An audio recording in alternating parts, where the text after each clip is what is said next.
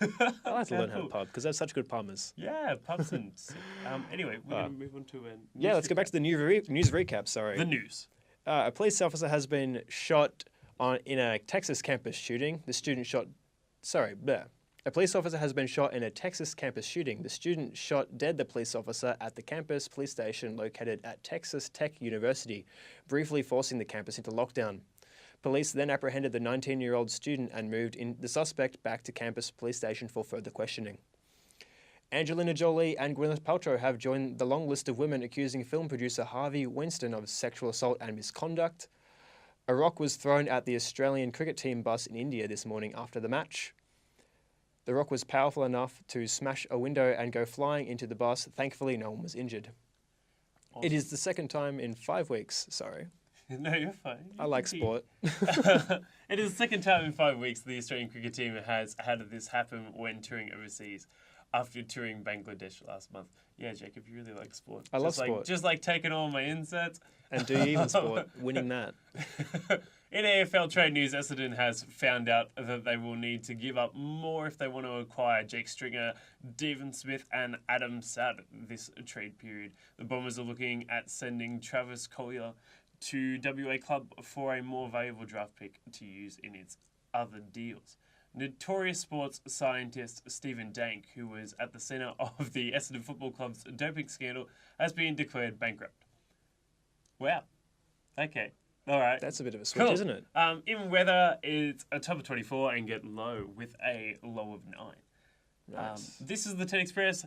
We broadcast every Wednesday at 10 a.m. live from the brand new media hub at Latrobe, Bundoora. You can catch up on an episode of the show at upstart.net.au or follow us on Facebook and Twitter at the 10 Express. If you want to contact us directly or send news, email us at the 10 Express at hotmail.com.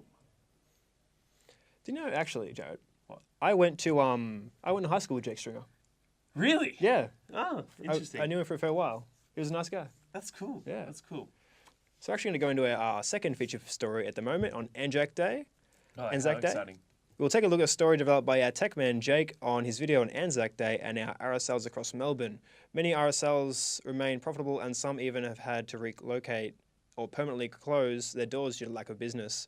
This is especially shocking due to living in a time where 100 years ago to the day, a battle was fought with our ancestors fighting our enemies and the true Australian stereotype was born due to our Anzacs. Check it out.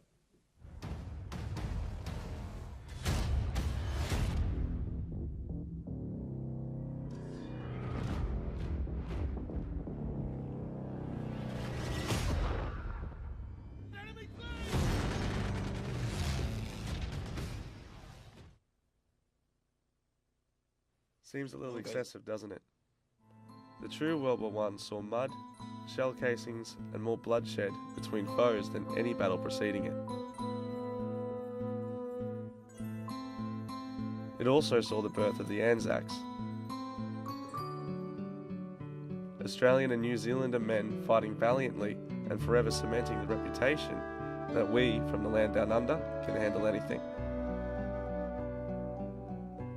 Their sacrifices at Gallipoli would then be mourned once a year on the 25th of April, and often services were held at your local RSL. Some examples include Belgrave in the east, Eltham in the north, Williamstown out west, and Beaumaris in the south. At least, it was.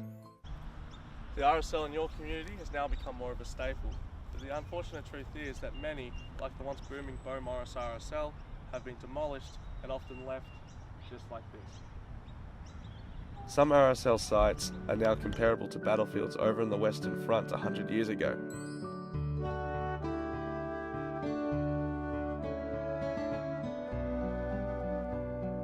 These sites see Australian and New Zealander men fighting to hope these atrocities never be seen on our shores.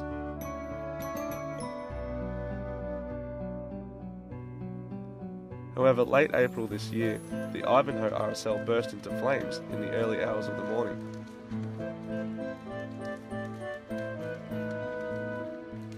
Luckily, no one was harmed. However, in the 6 months that have passed, little has been done to restore one of Melbourne's oldest and most profitable RSLs.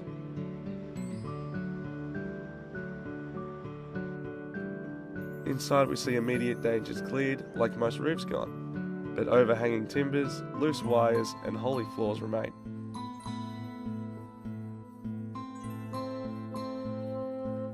This pub saw thousands of members and families eat, drink and socialise here, but now members must find business elsewhere, and often see little desire to travel to another RSL.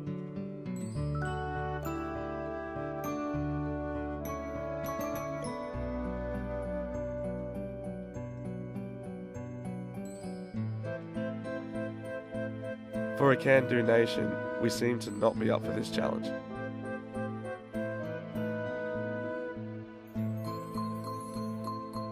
Typically, Australians are loyal, patriotic and social drinkers, but all too often RSL's owners are having to close early as numbers just are not hitting their targets.